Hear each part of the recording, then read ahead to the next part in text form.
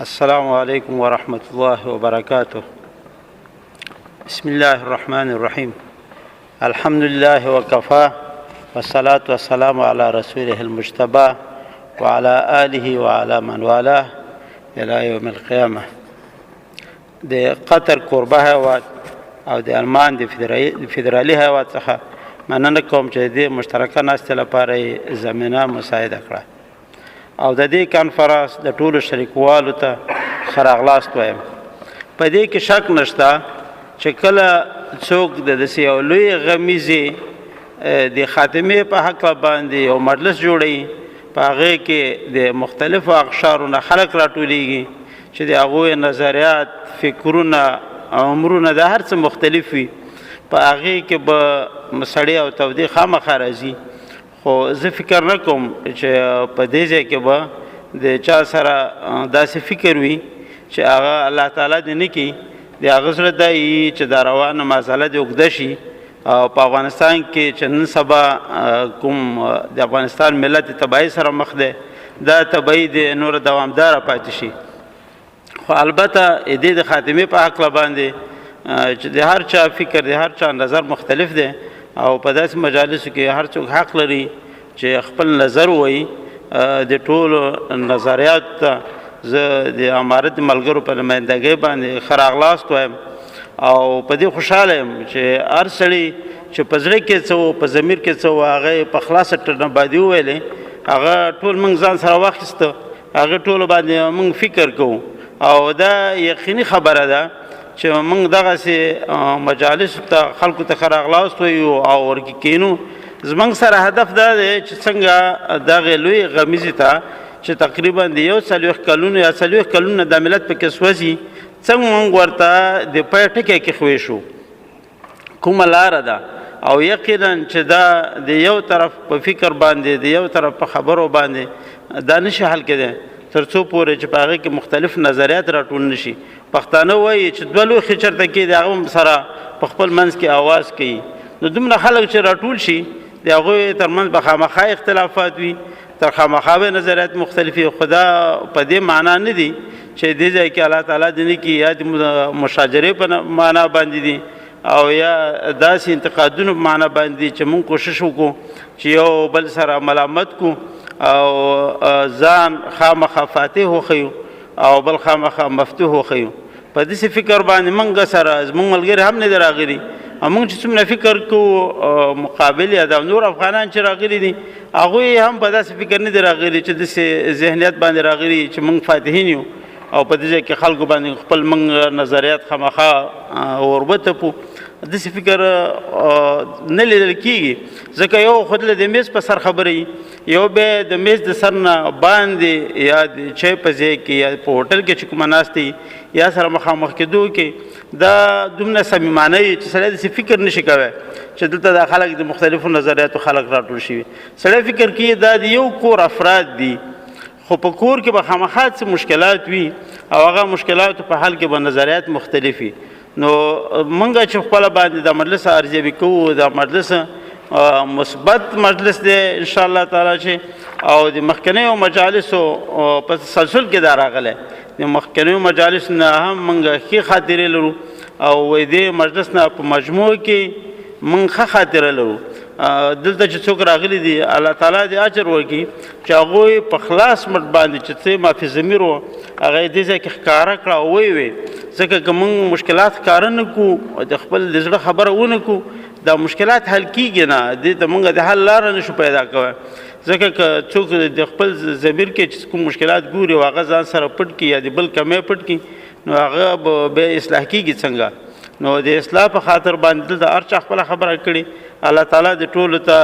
د دغسې نظریاتو د ښکاره کولو اجر ورکړي او الله تعالی د توفیق ورکړي چې که داسې ناستې راځي چې په هغې ځای کې د حقایقو ویلو ته ضرورت وي او مثبت نتایج ترې ترلاسه کېدی شي چې په هغې ځای کې خپل نظریات ووایي. البته لکه څنګه چې حاجي صاحب وویلی دې کې یو څه اتفاقیات هغه د ټول افغانستان په خلکو کې شته،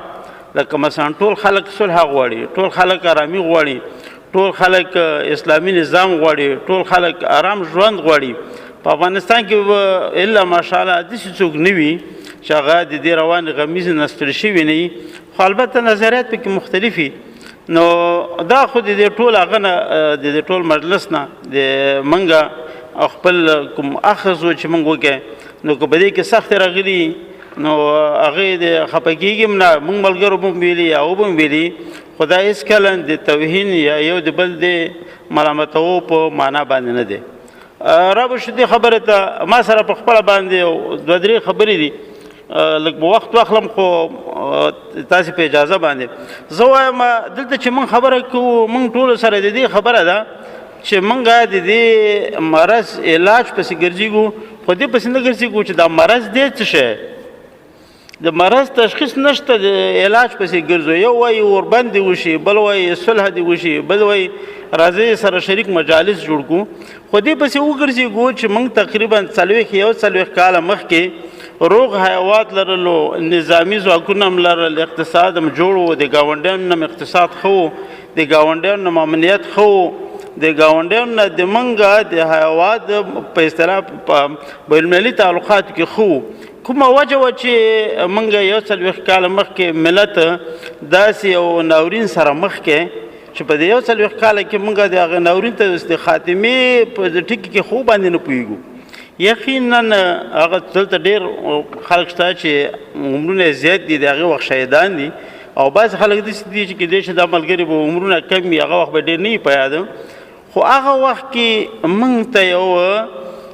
پردی نظریه، پردی فکر او پردی عقیده چې زموږ د ملت د عقیدې، زموږ د ملت د فکر، زموږ د ملت د نظریاتو سره د عنعناتو سره په ټکر کې وه، چې هغه کمونیستي عقیده وه، دا راغله او دلته ملت د هغې سره حساسیت وښودو، ملت پورته شو، د هغې په تعقیب باندې شوروي اتحاد په افغانستان یرغل وکړي. دا زموږ د غمیزې ابتدا وه. موږ 1.5 میلیون شهیدان ورکړه، په لاکاو باندې زخمیان ورکړه، په میلیوناو مهاجرین ورکړه. په هغې ځای کې د هېچا سره د دې نه بغیر بل فکر نه و چې اشغال د ختم شي او اسلامي نظام دې راشي. ټول په دې یو اتفاق باندې راغلي وه. هغه چا چې دې ذمه ویله وه هغې ته به نه ځو چې هغه ولې ونه شو، خو مشکلات راغله. دې مشکلاتو په منځ کې یو ځل دپاره داسې کوشش وشو چې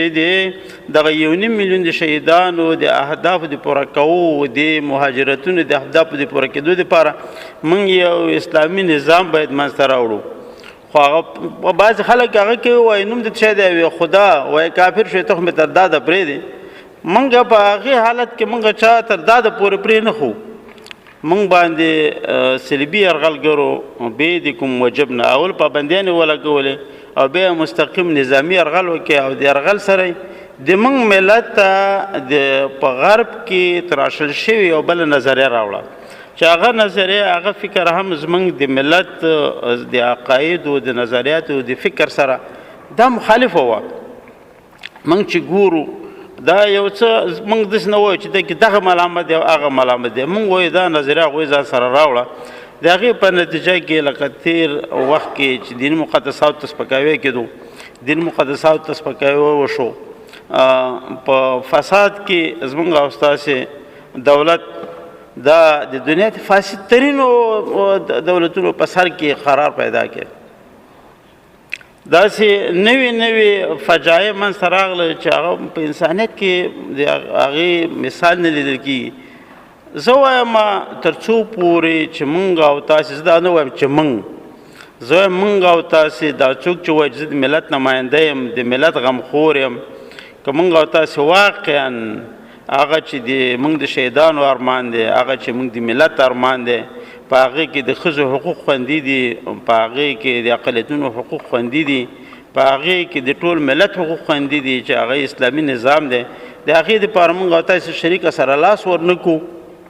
دې نه بغیر که یو خور ووایي چې د ښځو حقوق به څنګه کېږي، یو اقلیت والا ووایي چې د اقلیتونو حقوق به څنګه کېږي، دا موږ د مسئلې حل نه دی. اوربند د مسئلې حل نه دی، ډزبندي د مسئلې حل نه ده، بیان ازادي ساتل د مسئلې حل نه دی. مسئلې حل دا ده چې موږ باید په ټوله کې یو اسلامي نظام ولرو، او هغه عقاید، هغه افکار، هغه خارجي اشغال چې دلته راغلی هغه چې تر څو خاتمه پیدا نه کړي داسې افغان بني چې هغه ذهناً دې ته تیار وي چې د اشغال ومني. یعنې زما سره زه خبرې مې اوس هم اوږدې کړې، زه وایم موږ مرض دلته دا راغلی چې خارجي اشغال دی او خارجي فکر دی. که موږ دلته خبره کوو دا فورم بل فورم په دې کې موږ باید د ملت من حیث ملت د نجات خبره وکړو. د دې خبره ونه کړو چې یو قشر به څنګه کېږي، دا یو ډله به څنګه کېږي، دا یو ملت به څنګه کېږي، یو اقلیت به څنګه کېږي. که ملت ته نجات ورکړي موږ د ټول ته نجات ورکړی. که موږ ملت ته نجات ورنکړو نو دا به داسې وي چې نن به ډزبندي وي سبا به نه وي، نن به موږ د یو چا سره توافق ته رسیږو سبا به نه رسیږو. خو اساس دا دی چې موږ او تاسې دلته یو، که تاسې زه هلته، دې دپاره باید موږ پوهېږو چې تاسې مسلمانان یې او عقیده هم دا ده چې بغیر د اسلامي نظام په بل شي کې زموږ هغه نشته، امن نشته. راځئ په شریکه، د دې ضرورت نشته چې موږ ووایو چې موږ او تاسې صلح او جوړه وکړو. زه او ته افغان یو، مسلمان یو، چې دا کفري یرغلګر نه وي، اشغالګر نه وي. زما او ستا په منځ کې په دې ځای کې توافقات دي، اختلاف نشته. هغه دا دی چې ما ته کله په اسلامي نظام کې سره راټولېږو چې د هغې تعریف به موږ ته هغه څوک وي چې څوک اسلامي نظام او اسلام پېژني. موږ به د مریض علاج په انجینر نه کوو او موږ به د جماعت خطابت په کوچوان نه کوو. موږ به دا که د اصلاح هغه څوک چې په اسلام پوهېږي، په اسلامي نظریات پوهېږي، په اسلامي نظام پوهېږي، هماغه قشر د ملت راټول شي او د اسلامي نظام اساس او د اسلامي نظام په قیام باندې او د دې په کیفیت باندې خبره وکړي. موږ تاسې مشکلات نه لرو، نه بیا مذاکرې ته ضرورت لرو چې موږ تاسې مذاکرات کوو، نه موږ تاسې بیا صلح ته ضرورت لرو، هېڅ شي ته هم ضرورت نه لرو. یعنې مشترکات هم ټول دي، خو تر څو چې دغې ته د پای ټکی کېنښول شي نو د هغې نه مخکې که موږ څومره مذاکرات وکړو. حقیقت خبره دا ده چې د اشغالګرو په موجودیت کې موږ او تاسې که مذاکرات وکړو او نتیجې ته ورسېږو موږ عملي کوی نه شو، هېڅ هم نه شو عملي کوی. دا به سره حقیقت وایو چې موږ ووایو ډزبندي ده،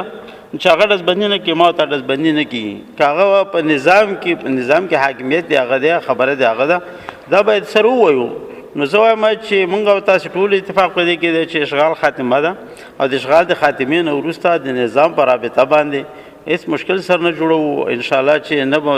مصالحې ته ضرورت کېږي نه بل شي ته کېږي. یو افغانان یو ځای ته به راټولېږو او داسې چې موږ کله یو کوم ملګری ووایي چې یاره موږ مثلا یا نظام لرو یا څه لرو، زه وایم موږ باید داسې یو نظام ولرو چې په هغې کې د موږ ټولو حقوق خوندي. او که داسې یو نظام کې چې هغې کې د رئیس جمهور د کور نه داسې یو شیونه راځي چې په هغې کې د موږ عزت او ابرو نه وي خوندي، نو دا بیا موږ په درد به هم دوا نه شي. که دا ټول په راټول هم شو په درد به هم دوا نه شي. یعنې داسې نه چې زه وایم چې زه مخالف یم. که څوک مخالف دی که نه دی د هغه په درد نه دوا کېږي. نو چې یو شی په درد نه دوا کېږي په هغې زه وایم بحث نه دی پکار، په هغه مسله بحث پکار دی چې موږ په درد دوا کېږي. نو زه وایم که دغسې مجلسونه موږ او تاسې نور ولرو او دا داسې مخ په وړاندې لاړ شو د اشغال د خاتمې سره موږ او تاسې اختلاف کم دی او توافقات ډېر دي انشاءالله. نو زه اوس مې خبرې ډېرې اوږدې کړې، نو الله تعالی تاسو ټول ته اجر درکړي او د موږ خبرو ته توجه وکړه. وصلی الله تعالی خیر خلقه محمد.